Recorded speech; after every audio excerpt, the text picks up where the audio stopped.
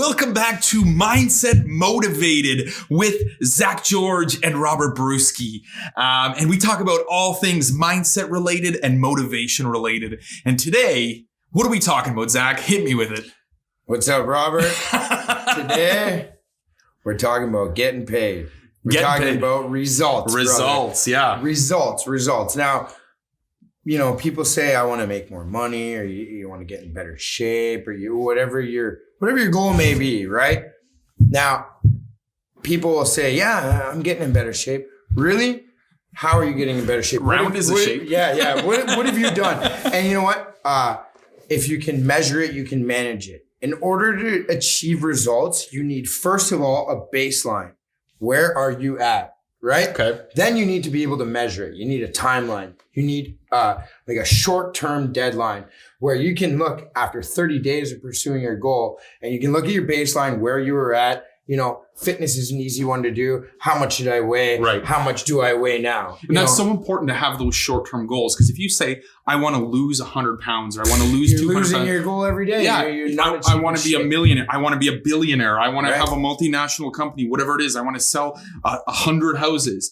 Every day, you're not achieving it. You're a loser. You're a failure. You're over and over, you're a loser. And it just hits you. It hits you hard, you know? Yeah. So it's important to set up goals, you know, within the franchise community, at least. We use this book called Traction by Gino Wickman. Mm-hmm. And what he talks about is you set your 10-year goal, this big, hairy, audacious goal. Yeah, you know what I mean? This ugly, raging goal. Yeah. And then you scale Offensive. scale back from there to, like, what do I need to hit in 5 years to get there? What do I need to hit in 3 years, in 1 year? And you go down to the quarter, Q1, Q2, you know? Yeah. And then you know how to hit it, or then you know what your short-term goals are. But it's also important to know how you're going to hit it. So I do something called go, know, and do. Mm-hmm. Okay. So every day I use 3 tools. 1, go. Where do I need to go? Okay. It's just my calendar. I open up my calendar. I know where I need to go. I get reminders, all that sort of stuff. Second thing is know. What do I need to know? That's my email inbox. Any email that's just informative, I read it. Any email that's quick to answer, saying, yeah, that's okay, I get done with it. But if it's too much, like if it requires a lot of work and analysis and all that sort of stuff, I port it over to the do section. And the do is my task list. And I have sections blocked off in my day where I do things. And these things, they could be something ported over from a large email, or they could be specific steps that I've outlined to reach that long-term goal and get those results. You know, I'm hearing, and you know what, I'll quote my homie, Tony Robbins, for massive action. So if I say I want to achieve a goal and I do one thing to hit that goal, maybe I do one thing twice a week. If I miss a day, I have just lost everything to that goal. It's done. It's screwed, right? Yeah. Now, if I get a ton of balls in the air, right? Like I always use getting in shape. Somebody wants to get in shape. Okay, I'm going to join a class. Yo, don't just join. You miss one day of that class, you're done. Your whole goal's done. Yep. Yo, first of all, massive action. Wake up earlier. Yep. Set a mandatory start date. Cook a good meal for yourself. Drink some nice warm tea to help your digestion in the evening. Drink lots of water. Have sleep. Call 10 people. Tell them what you're doing. Tell everybody around you what you're doing. Big action. Now you missed that training day. Guess what? You still ate good. You still drank lots of water. You still told a bunch of people that you're doing it. You know, you still have 5 balls in the air. 1 ball didn't go through. Well, you're still going to get results, baby, because you didn't just do one single thing. You know, a lot of times we set a goal. We say, you know, I want to save more money. You know, $100 a week, you know, off my check. Okay, great. So what happens if you have a bad week? What happens if your cat gets sick? Yeah. Right? All of a sudden that goes out the window. Yeah, I want to save more money. Well, now I'm going to cut down the cost of everything I do. I'm going to look at my whole life. I'm going to, you know, try to create a budget. I don't know. I don't do this stuff. I do massive action. You know what? I would like to make enough money that I don't even need. So tell me, what's your biggest massive action that you do every day to go towards that big, huge goal? I'm going to tell you something right now. My massive action is my own personal recovery, actually, through addiction. I don't just do one thing. I don't just call one guy, or I read a book. I say a prayer. I connect with people through the day. I go to a meeting. I put massive action in my life. That way, if I miss one thing, I've still got like 10 balls in the air, keeping my head on board. Sounds right? like all the things you do, or at least that short list that you mentioned there, are all mindset related. They're stuff. all mindset. Mindset motivated, baby. By the time I leave the house in the morning, I'm going to tell you this. I have like 3 or 4 copies. I've read from 3 different books. Yeah. I've listened to a couple different speakers. I've written down my goals for the day. I've made a plan of action. By 9 a.m. when I leave the house, I am just vibrating and glowing with energy, and I'm mindset motivated, hungry as hell. You see, when you walk in the gym, what's the first thing you hear? Yo, right? I call right back at you. Yeah, yo, it's shaking, big papa.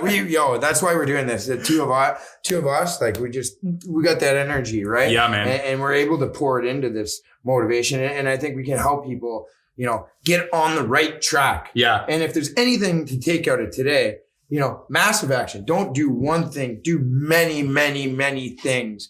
And then it'll start to change the way you think. Yeah. And you know what? I think for clarity, though, for somebody who's listening, when Zack talks about doing many things, he's talking about many things that will lead to this ultimate singleness goal. of purpose. Yeah. Singleness of purpose. That's correct. Sorry. Yeah. Because I could start like 10 different businesses. And I'm ADHD, man. I'm going to do many things either way. But, if I choose to put all those things like align with my goals, and I don't know if you guys are up here yet, but the law of attraction, man.